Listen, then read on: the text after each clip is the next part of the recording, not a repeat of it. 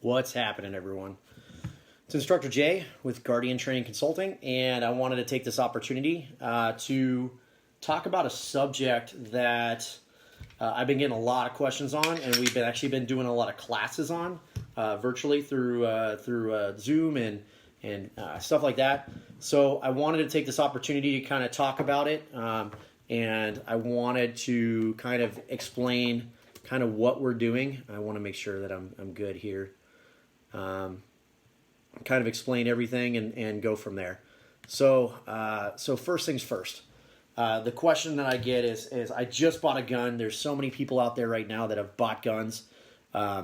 New first time gun buyers. I just bought this gun. I don't know anything about it.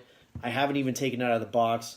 I don't feel comfortable taking it apart. I don't feel comfortable taking it to range. And can you just please help me? Very generalistic like that, and that's great. I can at least respect somebody that actually comes to a professional that is like, hey, I don't know the first thing about this. Let's break this down and for me and start at the beginning. So the big question I always get is, how do I take apart my gun? How do I maintain my gun? So we're going to be talking about that today. So I brought three kind of the most popular guns on the market right now. Your Glock style or your striker style pistol, kind of your duty style pistol, to your and it doesn't matter what size Glock it is. It could be the 17 that you're looking at right now, all the way down to a 26 or a 43. To your 1911 style guns. This is actually a 2011, a double stack. This is a double stack 9mm gun, so it runs a double stack 20 round magazine. So your 1911 style guns to your honestly the most popular gun on the market right now is like your AR-15 style gun. So we're going to kind of go through each one of them. I'm not going to be breaking them down, and I'm not going to go into the intricacies of each gun. I'm just going to go in very basics. So I'm going to drink of water here. Sorry, it's hot as hell. It's like 100 plus degrees outside. So the Glock style guns, what we call our striker fired guns, are very, very simplistic. Most of your striker fired style guns come apart in about 4 parts. I'm a Glock certified armor, certified by the company Glock, to actually take this apart down to the finer parts of it, which is actually only 34 parts. So we're going to disassemble the gun, and again, the first thing we do. Let me back up. The first thing we always want to do when we maintain our firearms or take them apart or work on them or clean them is, one, we want to make sure that all the guns that we're bringing to our workbench are empty, that there's no ammunition, no live ammunition inside our guns. And then on top of that, when we get to our work area, if you see here, again, I have like some mats here that have been provided by the gun companies. The workbench that I bring to whatever work area, I'm in my office right now. But if I bring that, the last thing that I have in this room is live ammunition. That is the last thing that I want, is to have live ammunition as I'm working on firearms, because that is an absolute accident waiting to happen. So again, the first thing I do when I disassemble a firearm is I make sure that the gun, there's nothing in the guns, as well as there's nothing in the room. And the last part, and this just goes without me saying, but I'm telling you right now, I've been to them. I've been to so many negligent discharges in my law enforcement career, it's insane. And it typically also always involves men. Sorry guys, that's the way it is. And then there's some type of inebriation or intoxication.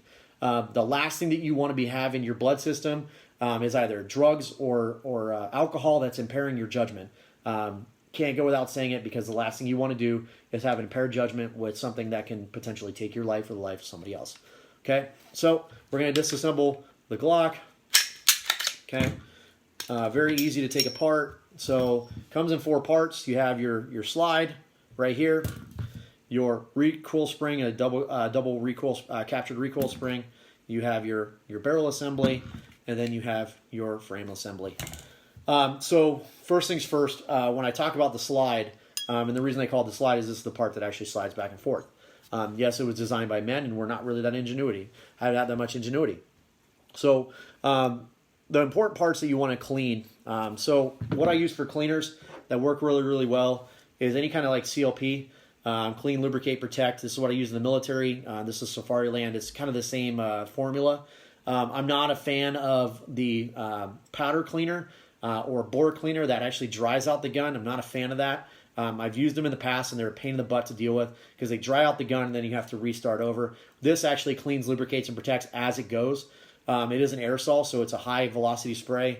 Rem Oil is another good company. But make sure it's a cleaner and not a lubricator. This does kind of both, but it doesn't lubricate that well, and I'll explain why. So this is what I actually use to clean. I have some of the best rags are just old T-shirts that I cut up. I like to use, a lot of people like to use the rod and patch. I like to use bore snakes. So bore snakes are great because I can take these and I can just ball them up and put them in my range bag. Another thing is you can actually wash these. So if you put like a Homer's bucket full of like Dawn dish soap and scrub them, and you can actually wash your bore snakes. Do not put them in the washer and dryer. It goes without saying, do not put volatile chemicals in your washer and dryer. But yeah, washing. Thanks, Natalie and Amanda, for joining me. These can be cleaned. The great part about these is I have the string. It's like a 550 cord with typically like a brass weight. And then this part here, right here, actually has, you can't see it that well, but it actually has some copper brushes that actually clean the barrel.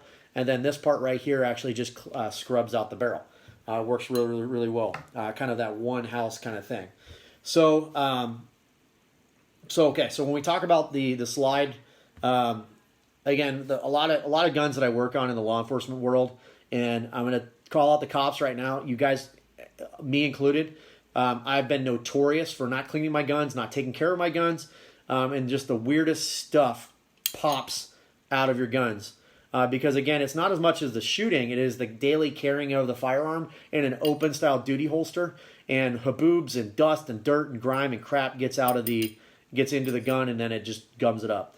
So the important parts of like a Glock or a striker fired gun, or most of your semi-automatic guns are the slide rail portions. These are the rails that actually interface with the frame portion of your gun. So again, this slide is reciprocating at a very high velocity when it's getting fired, and it can create heat and friction. The last thing you want to do is have any kind of gunk in there. So the slide rails are very important. But then also as you start shooting it, if it has a silver portion like right here, where your plunger is, or right next to your plunger, as well as into your barrel hood here, and this barrel hood actually interfaces with the barrel here, and you can see as the slide reciprocates, you can see how fast this actually goes. So you can see on my barrel, you can see wear spots. You can see wear spots right here. That's where you want to clean and lubricate. Okay. One thing about the barrel that you do not want to do is you do not want to put lubricant down your barrel. Now, if you put CLP down your barrel, make sure you get it not all out, but you just wipe it out. You do not want to have goops of lubricant inside your barrel. The reason why is because as the gunpowder starts to burn, it does not explode, it burns. The only part that explodes is the primer. As the powder starts to burn, the last thing that you want is to put water or any kind of wet stuff, lubricant, on your powder as it's burning. What happens is then it will unburn. It will not burn, and the bullet will actually go down the barrel, and it will stop, and it will get stuck, and that's commonly referred to as a squib round. Then what's going to happen is if you don't notice that it's a squib round, you're going to load another bullet into the chamber, fire it, and that bullet actually interfaces with the bullet that's already stuck. And then what's going to happen is the pressure has to go somewhere. So for example, like an AR-15, that's over 60,000 pounds per square inch every time you press the trigger. So if it can't go out the barrel, which is typically the path of least resistance, it's going to go backwards. And typically it's going to go backwards, up and down, either through your hand and then into your face. That's the last thing you want. It's not a scary thing. It's just you just have to be understanding of how these work. Okay? So clean that out, lubricate it, and then same thing with here, with our slide. Okay, you're going to see on the slide here, you're going to see a hole right here. And then you're going to see a hole down here, okay, up here and down here. A lot of cops, and sorry, it's just the way you guys are, They think that if there's a hole, that's where you actually take your oiler and you actually shove lubricant down into the hole. No, absolutely not. So if I take the striker out of the firing pin, and this is not a field strip area, as I just lose one part because I wasn't paying attention. Okay, field strip area. The last thing that I want is to insert any kind of lubricant onto my firing pin or striker. That is the last part that I want to have go there. I actually see the part right here. Another thing you want to do is make sure you're working either on a surface that you can see the stuff, like I have a off-white carpet, that I could actually see that. If it was black shag carpet, you won't be able to see it. So make sure that your striker channel area is dry. I would not suggest taking it down to that level unless you're certified to do so. YouTube University, I am all about YouTube University. Okay. For example, I've been asked to do a lot of Zoom classes on how to take apart these guns, not just Glocks, but ARs and 1911s. I've had some crazy guns come across my Zoom meetings, and I talk to them. And the first thing that I do, it's cool because these Zoom meetings have actually allowed me to learn as an instructor. Because somebody goes, I just bought a gun, I don't know how to take it apart, I don't know how to maintain it. The first question I ask is, what type of gun is it? And we go through what type of gun through email. And then the first thing that I do is, if I don't know how to take apart the gun, the first thing I'm going to do is go to the manufacturer website and pull up the instructional manual from the manufacturer. And then after I learn that, then I'm going to go to YouTube and find a video. And there's going to be a video out there on how to disassemble and maintain it. So then I impart that knowledge upon them after reading both. And then taking my own experiences and training as a firearms instructor and impart that knowledge. So thank you guys. I'm actually learning in the process, and it's pretty awesome. So slides done, barrel's done, and then your frame. The important parts of your frame, again, for like a Glock, a lot of people think there's like all these crevices and crevasses in here and holes that I have to put lubricant in it. Do not put lubricant down in your sear block. Okay, good. The important parts are your frame rails right here, your frame rails right here and right here. Extremely important. But I tell people this, with lubricant, be very careful with lubricant. I wouldn't say less is more. That's kind of an overgeneralization. But if you're going to be carrying this in a desert environment, any kind of that stuff that's wet, it's going to attract dirt. And then that haboob dirt gets in there, and it's going to just slur it up, and it's going to be nasty. So if you're carrying and you're walking through an area that you get blasted with a dust storm or a haboob, the first thing you probably do is when you get home is go just wipe it down and put some like CLP on it. You don't have to like go crazy with the lubricant. Same thing with rain or dirt or sleet or snow. First thing you want to do is just take apart the gun and wipe it down. I had to do that all the time when I was working patrol on the regular.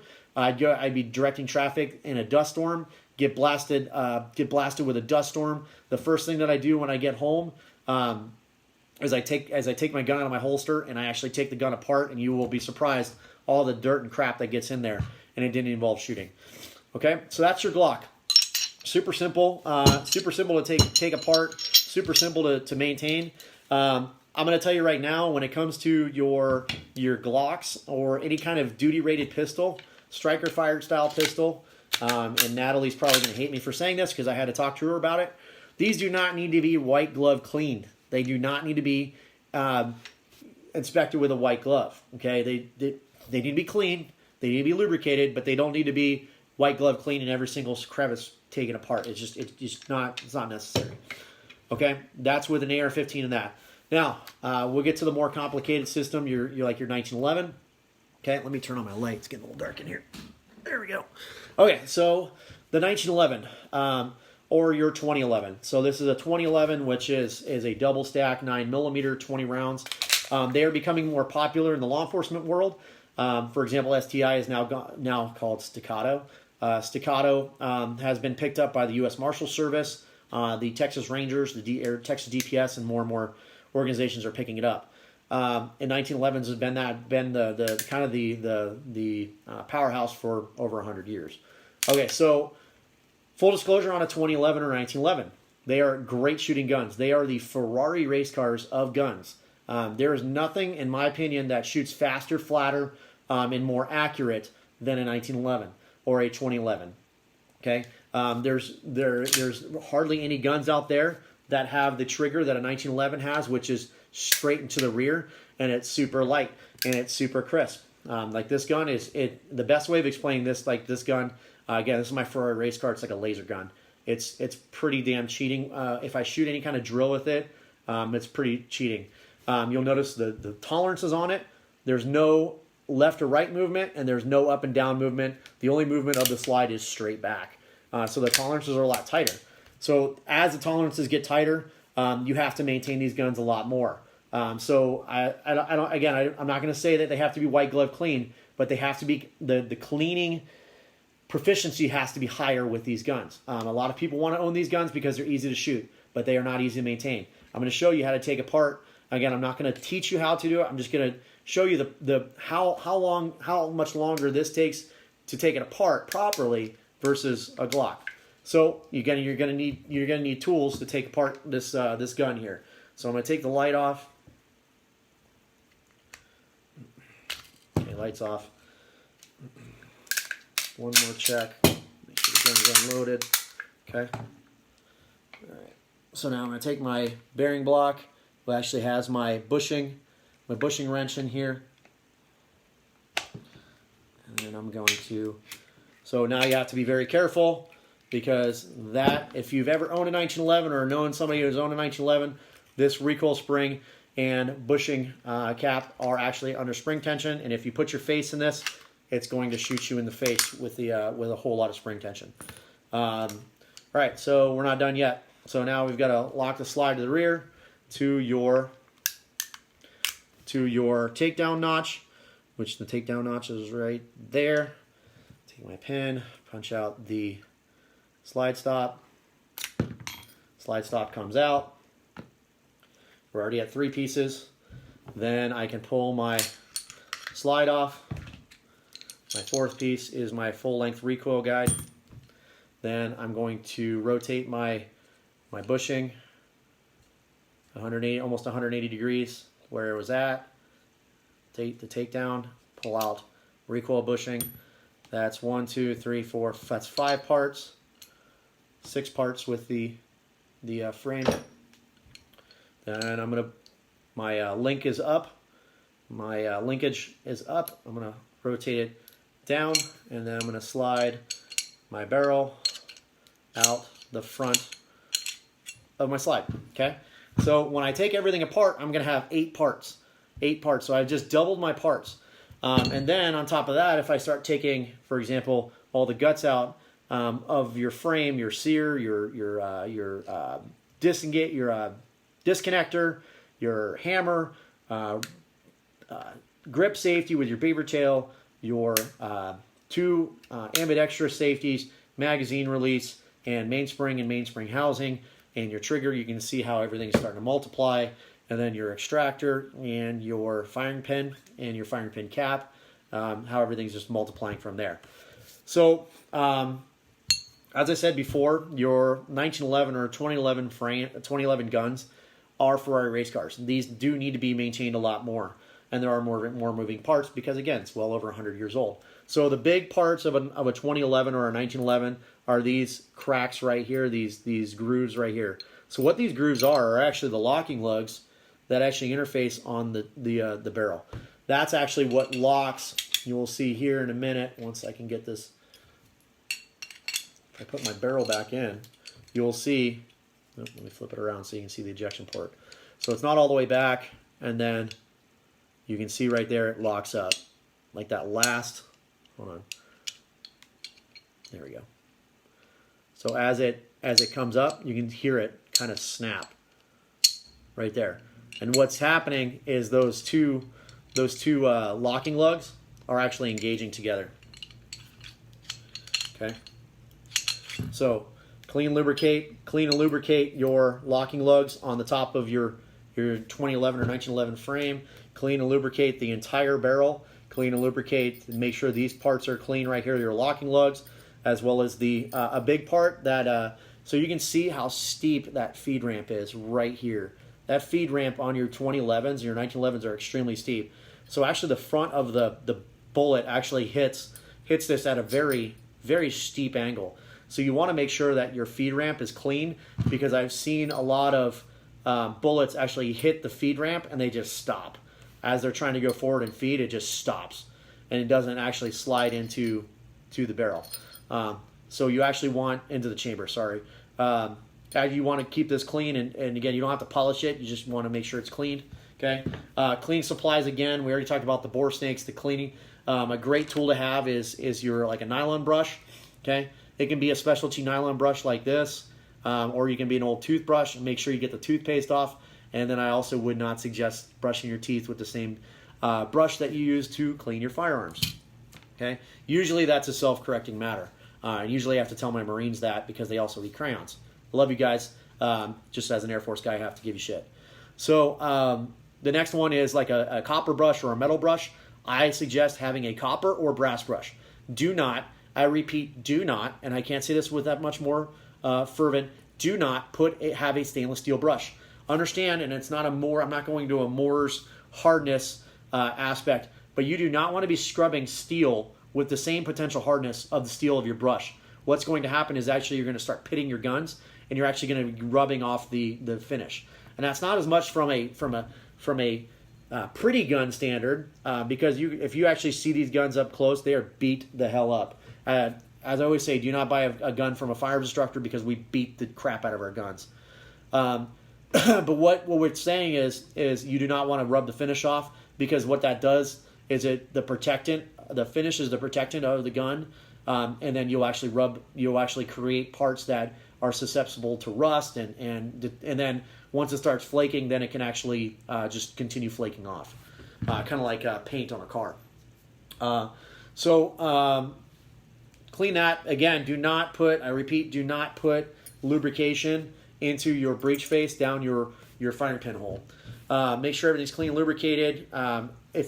As a general rule of thumb, if a part is silver, so you can see here how the side of my gun, this is what the color it was when it started, and then as the gun gets shot over and over and over again, you're going to start to see wear spots and friction spots, the silver part. What those are is actually friction parts. So for example, this part right here is actually indexing on this part right here. Okay, that part right there, and remember this slide is going 300 miles an hour. I don't know how fast it is, but it's just going extremely fast. Okay, so wherever there is silver parts, you want to clean as well as then offer some lubricant to it. So I talked about CLP. It's great. Now what I recommend after you've cleaned it is to have some type of synthetic lubricant. This is like a Lucas Extreme Gun Oil, the same company that makes car oil, as well as like Miltech. I suggest any type of synthetic lubricant. The problem with like a standard lubricant, just like your car, as it gets hotter, it will actually start to break down. And so what you don't want it to do is actually break down as it gets hotter, i.e. you're shooting it when you need it the most. So the great thing about the synthetic lubricants is as they get hotter, they actually work better. And they actually impregnate the metal a lot better as it becomes hotter. So again, whatever lubricant you want to use, in a pinch, and I don't condone it on a regular basis, but I've used motor oil. I've used motor oil in Mod Deuces before, and 50 cals. I've used them in Mark 19s. So the same motor oil that we use in our Humvees worked. Do I suggest it? No, but if it comes down to, if I don't have any lubricant, more synthetic, Valvoline synthetic it works just fine. Again, not going to condone it. Just make sure you do it. Make sure you have some type of lubrication. That's pretty much it for your pistols. If you guys have any questions, please ask below. This is kind of an open forum. I kind of wanted to show everybody what it is. If you have a question or a comment or a concern, please tell me. I'm going to put this back together, and as I'm putting it back together, if you have a question, just please answer up.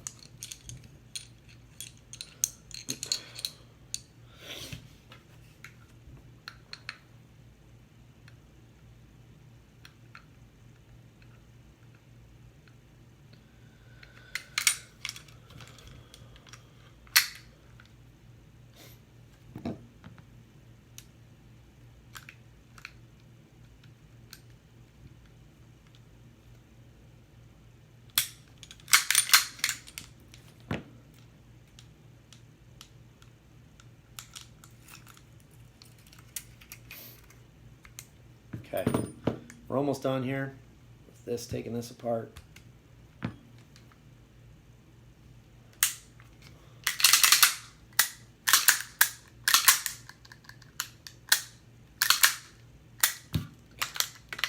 All right, so 2011's back together.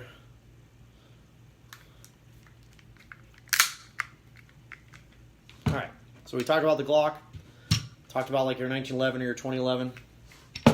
Let's get to kind of one of the more popular guns on the market right now, and that is your AR-15 223 5.56 style rifle. Okay, so again, want to make sure it's unloaded. We're good. Okay. Okay, so we're going to take it apart.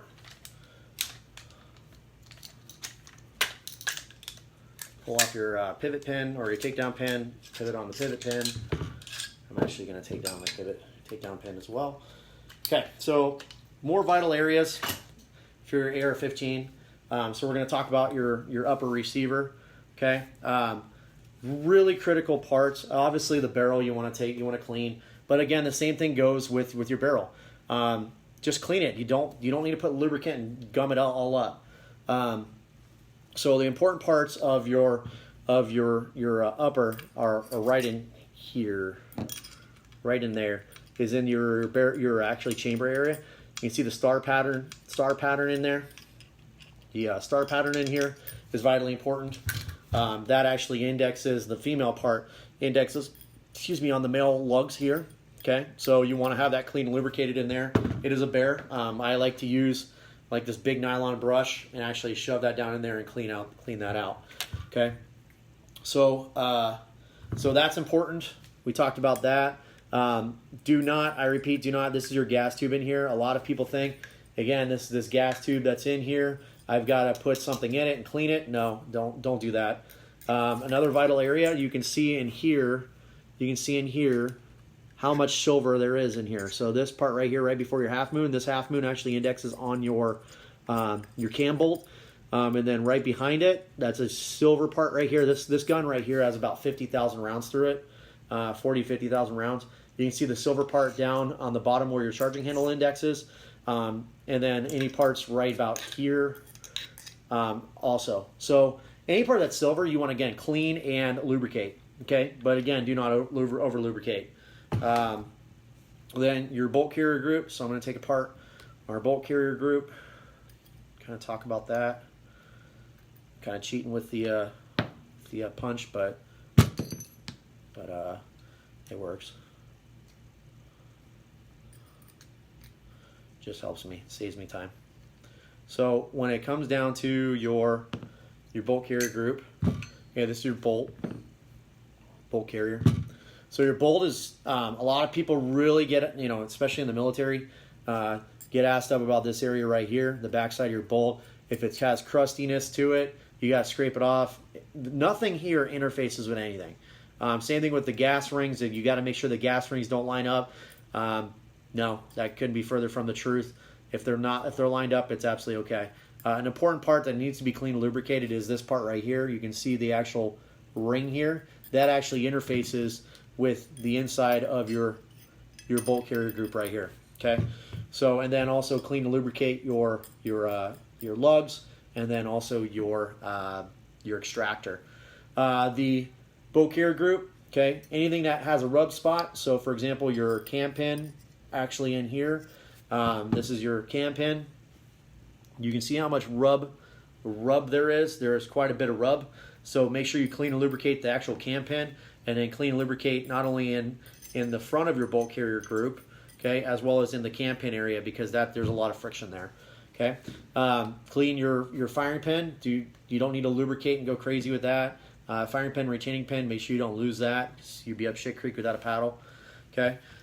So again, that's your bolt carrier group, and then just throw a little bit of lubrication on the parts there after you've cleaned it, and you're good to go. So I'm going to put together my my bolt carrier group here.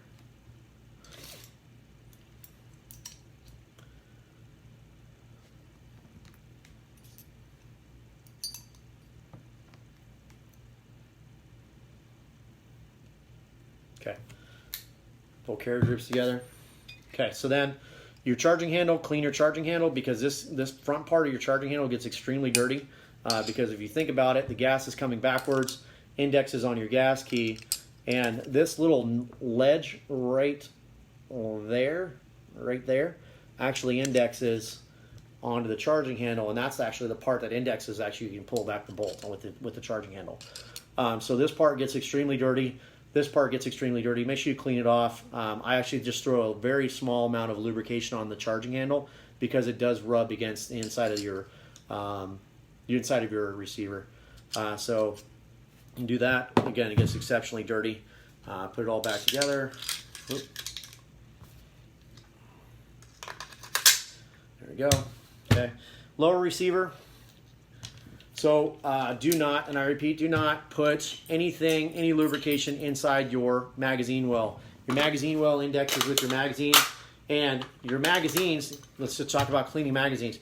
Cleaning your magazines is an important thing. I do them a couple times a year, taking them apart, cleaning the springs, cleaning followers, cleaning the magazine, the inside of the magazine body, feed lips, very important.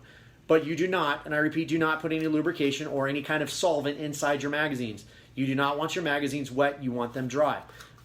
So again, when I insert the magazine into the lower receiver, the last thing that I want to do is insert any type of solvent into the magazine. So keep your magazine well dry, as well as your bolt catch here. Just clean it out, okay? But again, people think that there's a hole right here in the receiver. Oil has to go in there. No, it does not. Just wipe this down. Wipe down your trigger. Then don't be sticking stuff down into your trigger like Q-tips and trying to clean. Don't do it. Because if you get a Q-tip stuck down in there and you can't get it out, you're going to have to call somebody that you have to YouTube University it, and more than likely you're not going to get it back together, or you're going to have to take it to a gunsmith. Okay, so just doesn't need to be your trigger doesn't need to be lubricated, just needs to be cleaned. Okay, your buffer spring and buffer. Okay, so and then this is your buffer tube right here. Okay, now I would say honestly there's elementary arguments about whether you lubricate your whether or not you lubricate your recoil spring. Okay, it is a metal part. Same thing with your buffer. Okay, and it indexes on a metal part. Now, do I coat this crap, like just coat it and douse it in lubrication? Absolutely not. Some people say leave it dry. Through my experience, just putting, again, a couple drops of oil on my fingers and then just wiping it down, and then wiping down this edge right here on the outside, because that's the part that actually indexes on the buffer tube. Just a small little amount of lubrication. All that does, one, it makes it quieter for me because my cheek is up against this, and you actually can hear that buffer spring just go back and forth. It quiets it down a little bit, which, okay, neither here nor there, because a lot of people are like, you have gunshots. But again, shooting thousands of rounds, I'd like to have it a little quieter. But also, it just ensures that the gun doesn't, that metal part doesn't accumulate rust. Again, because this is the same rifle that I've had on patrol for over a decade. Okay, and it's lasted me, and it's done work, and I've had a handful of malfunctions just because I take care of it.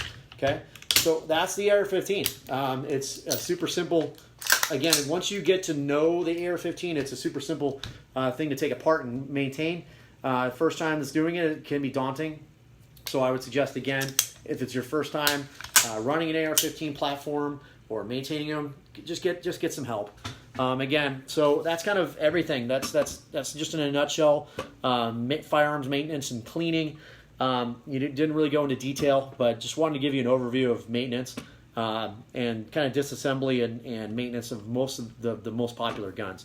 If you guys have any questions, again, I've been doing Zoom meetings where we've just been doing meetings like this back and forth, learning how to take apart guns. The cool thing about these Zoom meetings, which I noticed in doing these disassembly classes and maintenance classes, I actually learn in the process, which is freaking awesome. I love it. I've had people contact me and they're like, "Hey, I bought a gun. I don't know the first thing about it. I just bought it, and I'm kind of scared and have some anxiety about it." I'm like, "That's okay. That's perfectly okay. It's something new. At least you're man enough or you're woman enough to admit that you need help, and that's okay." So then they're like, "I don't know how to take it apart." So I ask them, the first thing is like, what kind of gun is it? Well, I had a gentleman contact me, and he had a Walther Creed. I didn't know what a Walther Creed was.